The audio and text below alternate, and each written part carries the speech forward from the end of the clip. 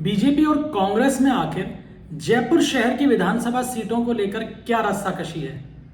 ना तो भाजपा अभी तक अपने तमाम उम्मीदवार जयपुर शहर के सामने ला पाई है और ना ही कांग्रेस ने जयपुर शहर में टिकट वितरण पूरा किया है। आखिर इसके पीछे कारण क्या है? क्या आपसी पेच फंस रहे हैं? क्या अपने वर्तमान एमएलए जो हैं उनसे दोनों ही पार्टियां असंतुष्ट हैं? क्या नाम कटेंगे या क्या नए चेहरे जयपुर के अंदर विधानसभा सीटों का प्रतिनिधित्व करते नजर आएंगे? दोस्तों, आप देख रहे हैं खरी खरी।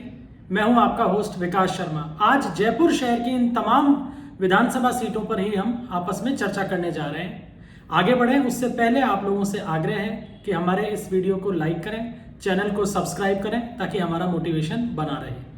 दरअसल जयपुर नगर निगम के वार्डों को अगर आधार माने तो जयपुर शहर में 10 विधानसभा सीट आती हैं।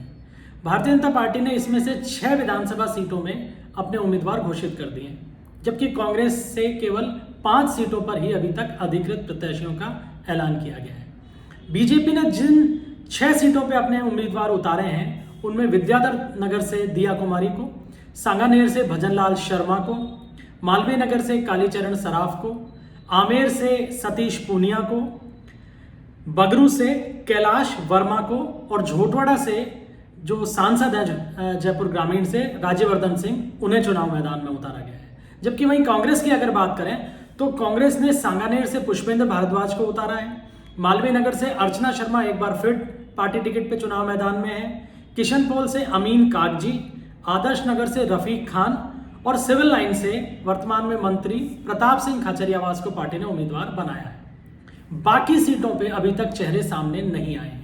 अब हम आज सीटवार ये विश्लेषण करेंगे कि आखिर टिकटों में ये देरी जयपुर में किस कारण से हो रही है। दोस्तों, सबसे पहले बात करते हैं हम झोटवाड़ा विधानसभा की। झोटवाड़ा विधानसभा से भाजपा ने सांसद राज्यवर्धन सिंह राठौड़ को चुनाव मैदान में उतार दिया है। कांग्रेस की तरफ से मंत्री लालचंद कटारिया जो कि एमएलए हैं वहां से वर्तमान में भी, उनका नाम चल रहा है, लेकिन उनके नजदीकी सूत्रों का यह कहना है कि लालचंद कटारिया खुद झोटवाड़ा से चुनाव नहीं लड़ना चाह रहे, वो आमेर जाना चाहते हैं। पार्टी भी इसी को लेकर उहापोह के अंदर है। अब जो नई सूचनाएं मिल रही हैं वो ये है कि सामाजिक समीकरणों को साधने के लिए कांग्रेस इस बार एक नया बदलाव कर सकती है कि आमेर और झोटवाड़ा विधानसभा क्षेत्रों में परस्पर प्रत्याशी बदले जा सकते हैं। दरअसल 2018 के विधानसभा चुनाव में कांग्रेस ने आमेर से प्रशांत शर्मा और झोटवाड़ा विधानसभा सीट से लालचंद कटारिया को उम्मीदवार बनाया था। इस बार पार्टी के एक धड़े का यह मानना है कि अगर सीट वाइस वर्सा कर दी जाए तो सामाजिक समीकरणों को साधने में ज्यादा आसानी होगी और प्रयास इस बात का चल रहा है कि आमेर से बीजेपी के सतीश पूनिया के सामने किसी जाट प्रत्याशी को ही उतार दिया जाए, जबकि झोटवाड़ा की सीट ब्राह्मण समाज के खाते में डाल दी जाए। इसके पीछे तर्क ये दिया जा रहा है कि झोटवाड़ा से अगर किसी ब्राह्मण को उम्मीदवार बनाया जा सकता है तो उसका सीधा लाभ विद्याधर नगर सीट के ऊपर भी बीजेपी के खिलाफ कांग्रेस को मिल सकता है। दरअसल विद्याधर नगर सीट में 3 प्रमुख कोर वोट बैंक है। सर्वाधिक संख्या यहाँ ब्राह्मण समाज के मतदाताओं की है, दूसरे स्थान पे वैश्य समाज आता है और तीसरे स्थान पे राजपूत समाज के वोटर्स हैं। बीजेपी की तरफ से परंपरागत रूप से यहाँ राजपूत प्रत्याशी उतारा जाता है और पिछले चुनाव में कांग्रेस ने वैश्य समाज पे दांव खेला था। इस बार भी वैश्य समाज से सीताराम अग्रवाल की टिकट लगभग यहाँ से तय मानी जा रही है और बीजेपी दिया कुमारी को बतौर राजपूत प्रत्याशी यहाँ से चुनाव मैदान में उतार चुकी है। अब दोनों ही पार्टियों का ये फोकस है कि ब्राह्मण मतदाताओं को अपने पाले में लाया जा सके। वैसे इस क्षेत्र में ब्राह्मण मतदाता भाजपा के साथ लगातार जुड़ा रहा है और हमेशा पक्ष में मतदान करता आया है। यही कारण है कि बीजेपी की ये प्रदेश की सबसे सुरक्षित सीटों में मानी जाती है। कांग्रेस में अब मंथन इस प्रकार से हो रहा है कि अगर आमेर या झोटवाड़ा से कहीं एक ब्राह्मण उतारा जाए तो उस माहौल को विद्याधर नगर में भी भुनाया जाए और यहाँ के ब्राह्मण मतदाताओं को मोबिलाइज कर अपने पाले में लाया जा सके। अगर कांग्रेस ऐसा करने में कामयाब होती है तो विद्याधर नगर में कांग्रेस को काफी मजबूती मिल सकती है। यही कारण है कि हम ये कह सकते हैं कि आमेर, विद्याधर नगर और झोटवाड़ा ये तीनों विधानसभा सीटें आपस में लिंक्ड हैं कांग्रेस के लिए और एक सीट के समीकरण दूसरे सीट पे प्रभाव डाल रहे हैं। इसीलिए अभी तक कांग्रेस ने इन तीनों ही सीटों पर प्रत्याशियों के नामों का ऐलान नहीं किया है। अब बात करें सिविल लाइंस की। सिविल लाइंस विधानसभा में कांग्रेस की तरफ से प्रताप सिंह खचरियावास चुनाव मैदान में आ चुके हैं। गत 2 चुनाव में बीजेपी ने यहां से प्रताप सिंह के सामने अरुण चतुर्वेदी को मैदान में उतारा, लेकिन पिछली बार अरुण चतुर्वेदी को हार का सामना करना पड़ा। इस बार चर्चा है कि अरुण चतुर्वेदी खुद इस सीट से चुनाव नहीं लड़ना चाह रहे हैं और यही कारण है कि पार्टी का प्रयास है कि अब यहां से किसी हैवीवेट उम्मीदवार को उतारा जा सके। दिल्ली से भी कोई चेहरा सिविल लाइन की सीट पे आ सकता है, इसकी भी संभावनाएं बन रही हैं। बगरू की अगर बात करें तो बीजेपी के टिकट पर यहां से कैलाश वर्मा सामने आ चुके हैं, लेकिन कांग्रेस ने अभी प्रत्याशी घोषित नहीं किया है।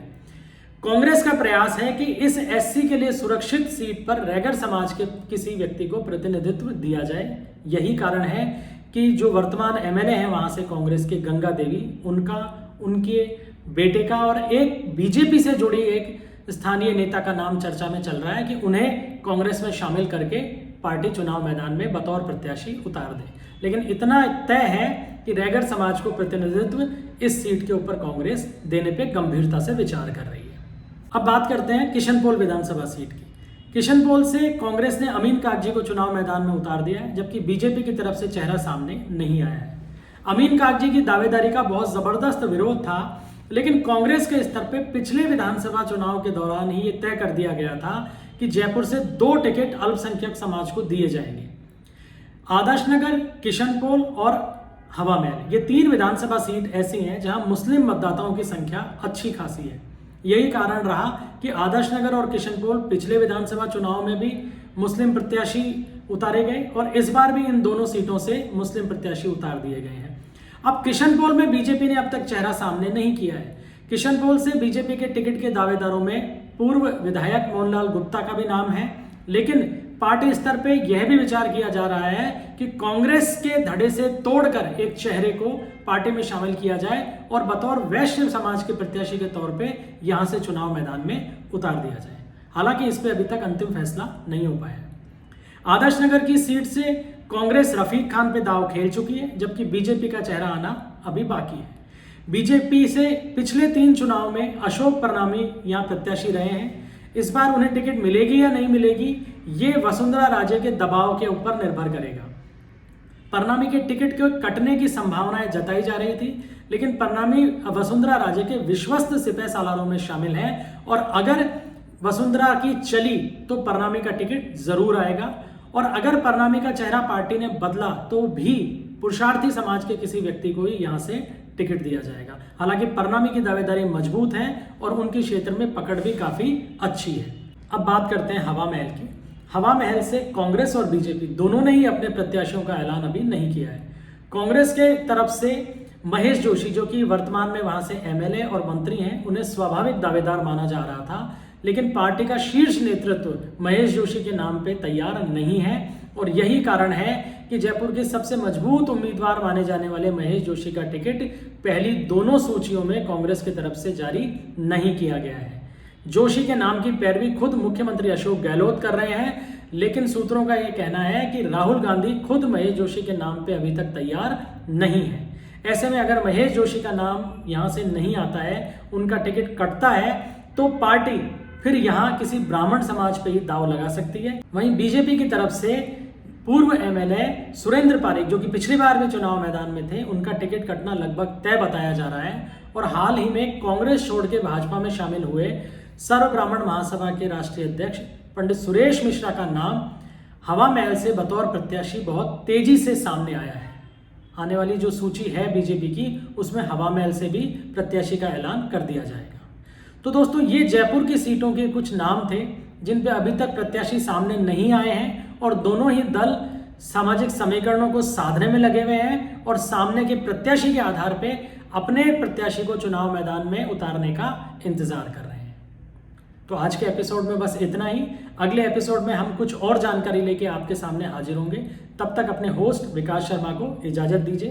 लेकिन जाते जाते हम आपसे फिर वही आग्रह करेंगे कि हमारे चैनल को लाइक करें, सब्सक्राइब करें, ताकि हमारा मोटिवेशन इसी तरीके से बना रहे और हम आपके लिए लेटेस्ट अपडेट लेके आते रहें। अगले वीडियो के लिए इंतजार कीजिए। तब तक हमें विदा करें। धन्यवाद। जय हिंद, जय भारत।